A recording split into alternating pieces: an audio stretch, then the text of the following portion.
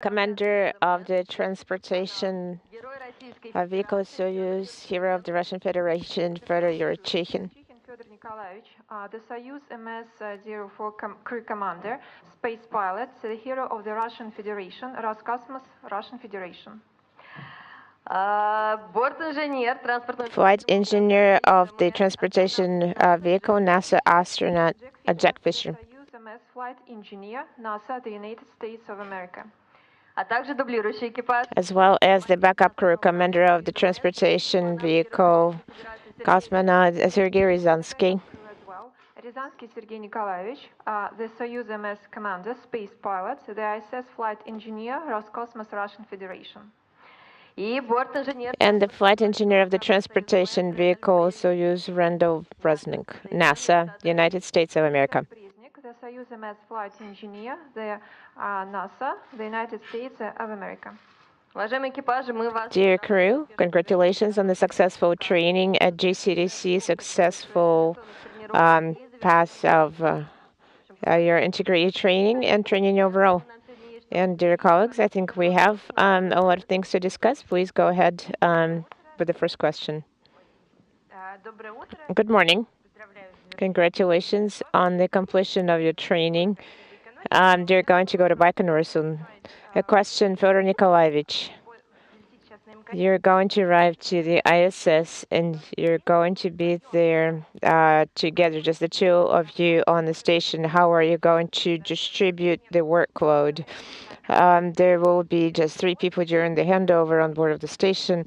How is your responsibility level going to increase? What is going to change due to the reduced number of crew members? Thank you. Thank you very much for your question. Anything can happen. We're hoping that we will be lucky and maybe the number of the crew members will be increased. But as you understand, the amount of work is not going to be reduced if the number of crew members is increased, as you correctly mentioned. If there were 3 crew members doing the same amount of work, well, we will have to run, but running is difficult on board of the station. But we'll have to move a little bit faster. Everything that was planned for 3 will be shouldered by 2 crew members. So the main thing here is the feeling of support. So it will. Jack is going to need help on the U.S. segment. It will be complicated for me to work alone in the Russian segment. So I think we will be feeling mutual help and support. We already discussed it on the ground that how we're going to help each other, because you understand there are a lot of experiments. Just to have somebody nearby would increase the safety. Somebody from your team, medical experiments. So Jack has such activities and experiments. So we're ready. Already now we're ready to help each other. So we're going to be floating through the station faster. Jack, do you have anything to add? Thank you very much. The commander said it all. For Jack Fischer, Jack, explain to us a little bit about the workload that you and Fyodor will have during your 6 hours en route to the space station as a 2-man crew, and once you get up on the station, the workload that the 5 of you will have on orbit as opposed to 6 for that period of time. And as Fyodor just explained, while we're on the Soyuz, the workload is approximately the same. There are a few activities that we have to do differently without having the 3rd crew member there, pumping condensate, for example. But for the most part, on the Soyuz, it will be pretty much the same. Вопрос от Роба Невиса для Джека Фишера. Разъясните, пожалуйста, насчет распределения рабочей нагрузки в составе 2 человек в экипаже, когда вы полетите на станцию вместо 3, и также в составе 5 человек при пребывании на станции вместо 6. Джек Фишер отвечает, как Федор Николаевич уже объяснил, распределение по нагрузке, оно будет приблизительно то же самое, и единственное, приблизительно та же самая ответственность, и в различии будет касаться откачки конденсата, а в основном работы аналогичны. As far as on the station, if the schedule stays the same and we're alone for 2 months, we will be working pretty hard to get things done. But luckily, we work really well together, and I don't see any problems. It'll be a higher workload, but we can handle it. И поскольку у нас будет расписание, когда мы будем в течение 2 месяцев оставаться на станции только вдвоем, но мы будем работать усердно, прикладывать все наши усилия и для того, чтобы выполнить и реализовать рабочий план. Спасибо. Раша Today, пожалуйста. Да, Лиза Василевская, Раша Today. Lisa Vasilevskaya, Russian Space. 2 questions. Number 1, except for the official logo emblem that you have as an official crew, do you have some personal logo or emblem? And another question, dear Fyodor Nikolaevich, you're flying to the ISS for a 5th time. Has your attitude towards the station changed over the time? And Jack, what is your thought on this? Well, I would say this is not a 2-question set of many questions. Let's start in order of arrival. That is the emblem. We didn't bring it with us. We were thinking for quite a while. The 2 of us were thinking about it. At first stage, Jack was looking around, and then I was generating the ideas, and we wanted to create an official emblem of our crew for family members of the crew. Then we realized that all the instructors are also our family, so we came up with the idea to create an unofficial emblem for the crew of Soyuz MS-04, and Jack Fischer became the main author of the emblem, so I'm going to let him talk about this emblem briefly. He was giving us the ideas, and he also undertook the responsibility. We're talking about the emblem at this moment.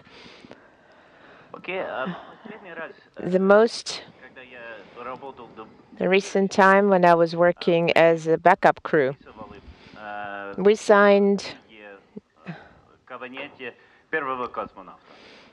We were signing the register in the office of the first cosmonaut, and it was very important. Nobody could do this alone. Neither U.S. nor Russia. We can only achieve success only if all of us are going to work as one team. To work and perform joint research. In order to be able to research space together, we're using the example of Apollo Soyuz. It might be difficult to see. I have a medallion. It is quite small. It's 2-sided. The first side is similar to Apollo Soyuz program emblem, and it's one team exploring together, and the other side, it's also Apollo Soyuz, one team. In English, the last time I was here and working as the backup crew, we signed the book in Gagarin's office, and I wrote that in order for us to succeed, no one can do this alone. In order for us to succeed in exploring space, we have to work together as one team. So we modeled an unofficial patch after the Apollo Soyuz emblem, and used both of those to basically say that we need to work as one team, exploring together.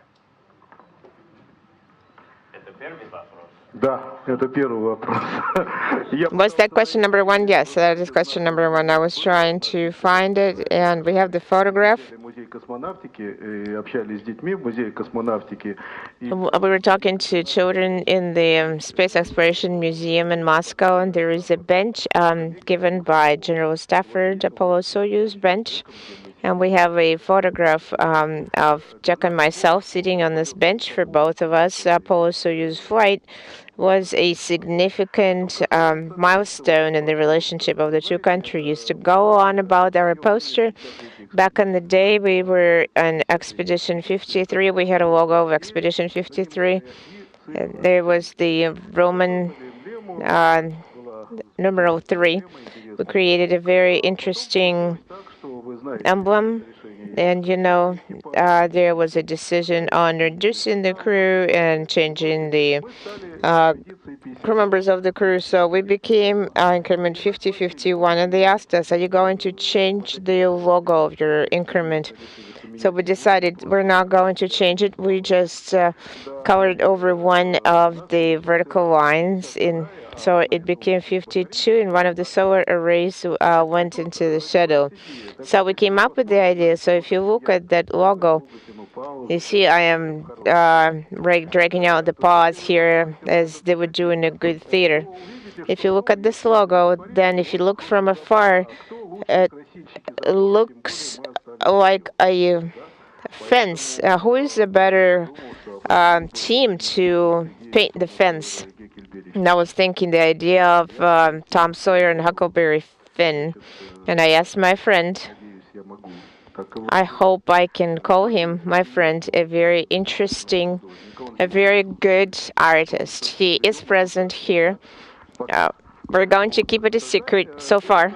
I asked him to make this painting. I gave him the idea. And in this painting, there is an interesting component. So for a while between Roscosmos and NASA, the discussion was going on that we're going to probably bring rodents to the station, and they're present on this painting, and we have a container instead of a third crew member. I'm not going to intrigue you any further. So this is our poster. The matter is, during the previous press conference, when we mentioned that we're Tom Sawyer and Huckleberry Finn, people were a little bit puzzled. So you see numbers 52, and we already painted one over. And you see the mice, and the main thing for us is the white sun of the desert is a movie all the cosmonauts and astronauts watch it. So the road is easier overcome if you encounter a good companion. I have encountered my good companion, and I believe you can say the same. So wishing everyone a good companion along the road. Yesterday or the day before yesterday, you asked me if I like Fyodor Nikolaevich. The answer is about Fyodor. I can say that he is a professional with a capital P. He served, and he still serves as an example, as a model for me. He is a good crew member, he is a good commander, and he's a good father, and he's a good husband. But the most important is that he is my friend. And as in the movie, the road is easier if you encounter a good companion. It is true. We are a good team, and we are one team, and we're friends. I am very glad. I'm glad to be on board of the ISS with Fyodor. During the interview, you asked me what I liked about Fyodor, and he is a professional with a capital P. He has served as a model for me, as a crew member, as a commander, as a father. It always impresses me how he speaks with his family, and especially his wife. We both are madly in love with our wives because they are much better looking than us, and it's described in the poster with the quotation from White Son of the Desert, that the road is easier when you meet a good companion, and we've found that good companion in each other, and I'm very excited to be on the station with Fyodor. Thank you very much for just 2 questions, Lydia.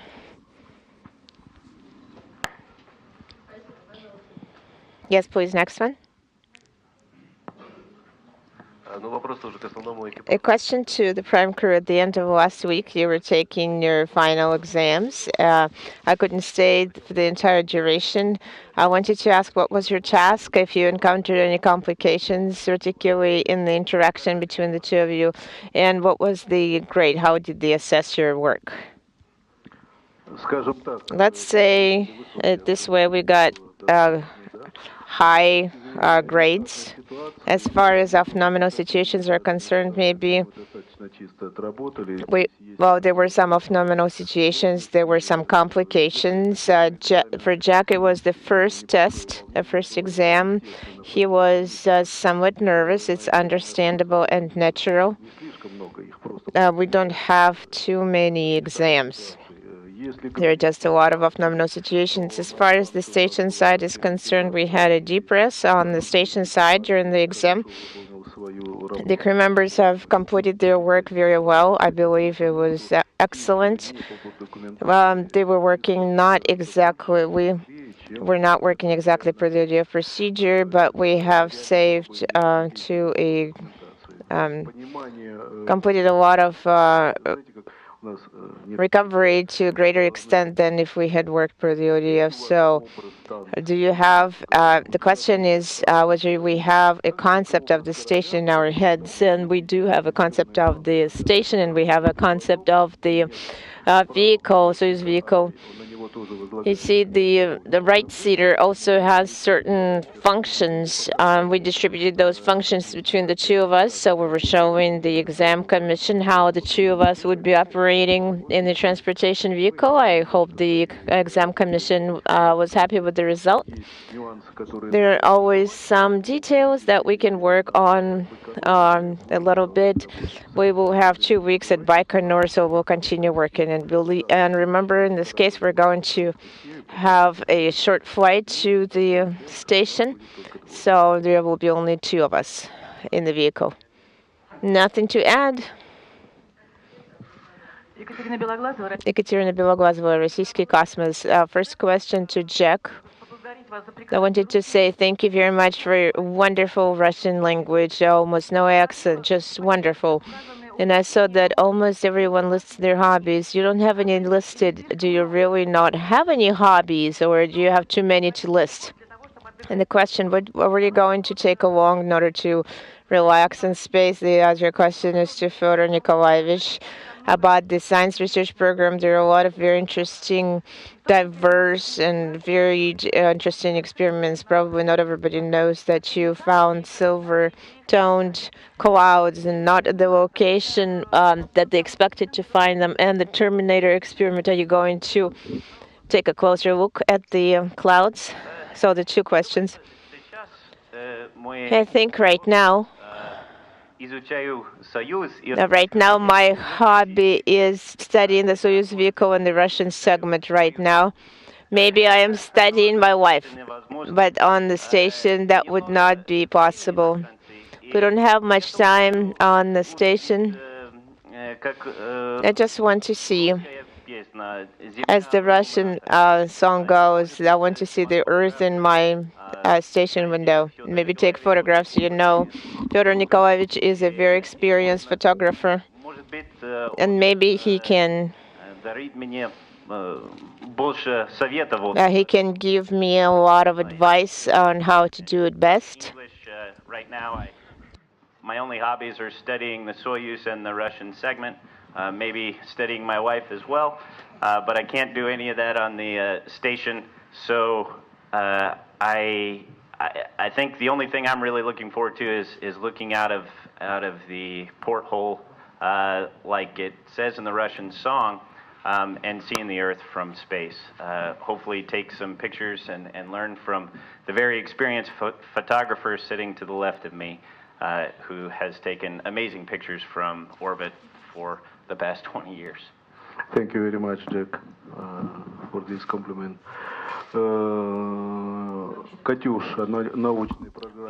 Dear Katya, about the science program, I apologize. I told everybody that we have been working with you for a long time and very well together. Unfortunately, starting with Terminator, experiment Terminator is going to slip to the right, and for me, it is a great disadvantage. The experiment was targeting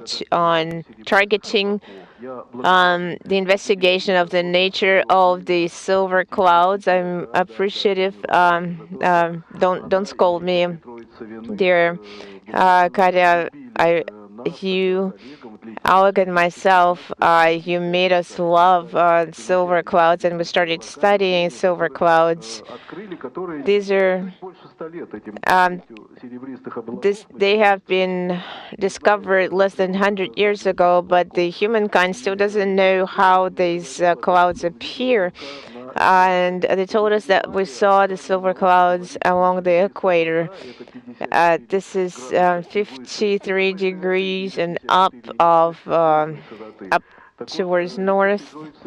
So Viktor Petrovich Savinych, Grechko Georgy Mikhailovich, Ivanchenkov Alexander Sergeyevich, the more experienced cosmonauts, they said that they also saw silver clouds along the equator. Guys saw them over South America and along the equator. During the previous increment, I was able to take photographs of the silver clouds over Africa along the equator.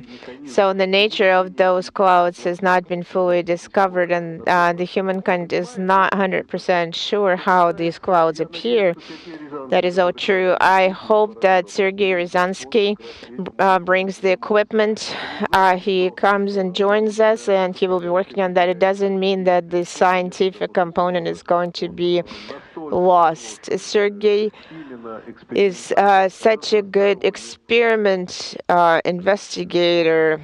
He looks from at the experiment from all sides. He's going to be the one who's going to make kefir in space. It sounds very simple. However, this simple experiment is going to give us a lot of answers for the future. This experiment is targeting the use of dry foods with life cultures for future long-duration experiments. It's a simple experiment, but it has a huge impact on the future. An experiment plasma crystal. I'm hoping to work with next a lot of experiments on the U.S. segment, and Sergei is going to participate in those experiments as well. And Jack will also be there. This is a symbiosis of all those experiments. Thank you, Clay, for your question. Vladimir Surkovich, Channel 5. Fyodor Nikolaevich, our colleagues have revealed a secret, saying that you have an unusual zero-G indicator. Could you tell us a little bit about it? And the second question about the experiments. Going back a little bit, experiment number 10, investigation of pain sensitivity during space flight. Should we be worried about you? What about pain sensitivity, and how are you going to research that? Thank you very much. In order to involve our backup crew in the discussion, Sergei, I'm going to ask him to participate. He has wonderful education. He is a microbiologist, and he understands what a human person is. He has been working in the IBMP for a long time. He's going to tell us about the experiment. I'm a big lab rat in this case. As far as the zero-G indicator, I'm going to let Jack talk about it as well. The main zero-G indicator has never deserted me. It's getting ready for its flight number 5. It absolutely is going to take part in this flight. Unlike myself, it's still in shape. It's ready. It is silently bearing the hardship of living with me. It climbs the mountains, it flies into space, it goes underwater, so it's my combat buddy, so to speak. And then there is another thought. Our crew members had another thought. I'm going to ask Jack to talk about it a little bit. My daughter has cancer. And the hospital that was treating her is MD Anderson in Houston, and their talisman is a sun with different color rays. And doctors and the specialists in this hospital, they saved my daughter's life. So it's our second good luck charm. Our second talisman is my daughter has cancer, and the hospital which helped save her is named MD Anderson in Houston. Their logo is a sun with multicolored rays, and you know, the doctors and specialists there are my heroes because they helped save the life of my daughter. So that is our second talisman. And definitely there is going to be a third one. I have already submitted my idea. It's being discussed that there is going to be. It would be great to have such a good luck charm in one of our cancer centers in Russia. We're participating in a lot of these programs. And you probably know and about one of the programs, Hope. The Hope logo is going to be on the ISS as well. As far as experiments are concerned, despite the fact that we have been flying to space for a long time, we still have a lot of very important questions that have not been explained until this time. I say cosmonaut is just an ordinary person. He or she flies to space and can get sick. And the physiological aspects of a cosmonaut of flying to space changes, then genetics can possibly change as well. We need to understand what dosage of a medicine needs to be prescribed to the person. Same with the pain sensitivity. We know it changes. How it changes, we don't know yet. Experiments were performed in the IBMP Institute, experiments on isolation, on kinesia, and there are changes. There have been changes. The saturation of blood changes. The sensitivity of pain receptors changes. Nobody's going to torture cosmonauts too much, but the touch sensitivity, that the plate is warm, something you can quantify and measure. It would be very interesting to study how did your threshold change in space. Thank you very much. I knew who to ask to answer this question. TASS agency. Hello. Fyodor Nikolaevich, I am very glad. I would like to join the congratulations on your completion of the pre-flight training, and you're going to fly to the ISS soon. I will be glad to see you at Baikonur. Hope to meet you there as well. Taking into consideration that the microphone is not going to come to me anytime soon, I would like to ask a couple of questions at once. Question number one. Originally, the plan was that in August this year, there will be an EVA. Possibly will fall in your increment. You were expected to participate in that EVA. In the brochure that we were handed out, this is not part of the plan. So the question is going to be an EVA, and if so, when it's going to take place. And the second question, they're going to have a cargo container in the right seat. What is inside the cargo container? What is this? What does it look like? What's inside? And question number 3. April 12th, you're going to be at Baikonur. That is Cosmonautics Day. Are there any celebratory activities you're planning? You're going to participate in them. Thank you very much. I'm going to start with question number 2. They're definitely not going to be mice. We know they're not going to be there. They're in the poster, but they're running out of the container in the poster. The weight of the container, it should be about 70 kilograms, same as a cosmonaut.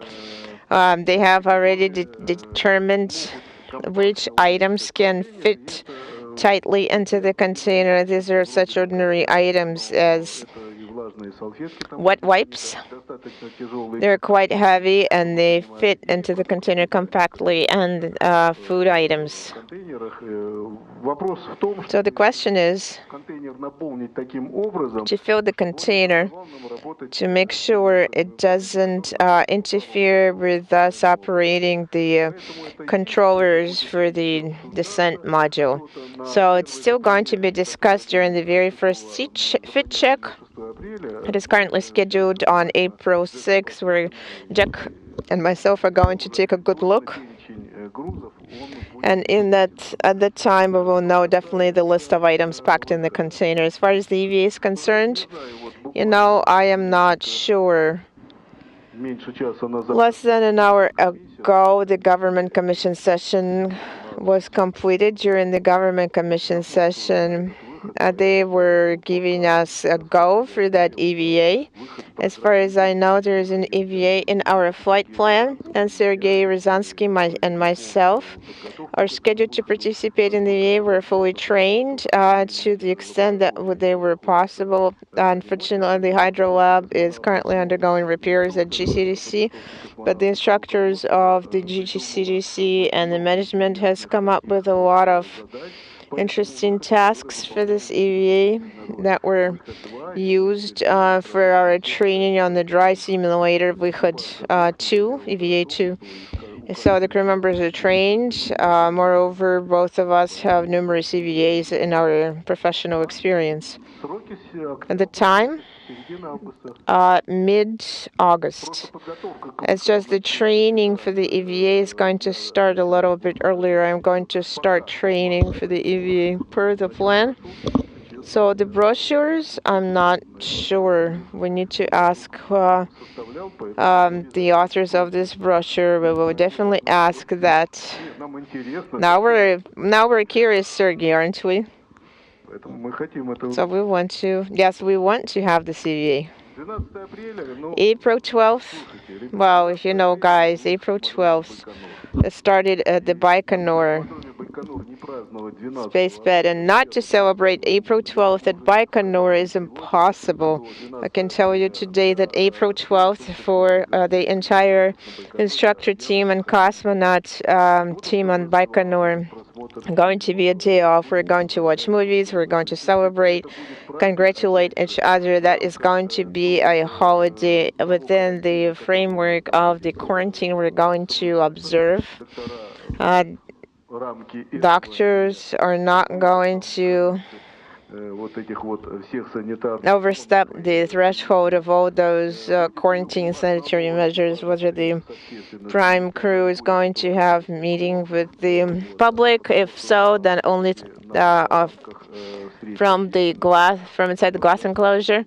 The main burden is going to fall on our backup crew. This is a tradition. We were in the same boat the previous time. Thank you. Thank you very much, dear colleagues. No other questions, I believe. Thank you very much for your question. Thank you very much to our crew members for detailed answers. At this time, our press conference is over.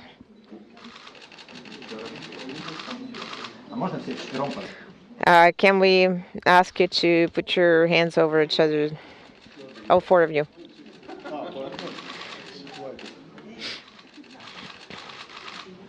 Fyodor Nikolaevich, you and Jack together, please.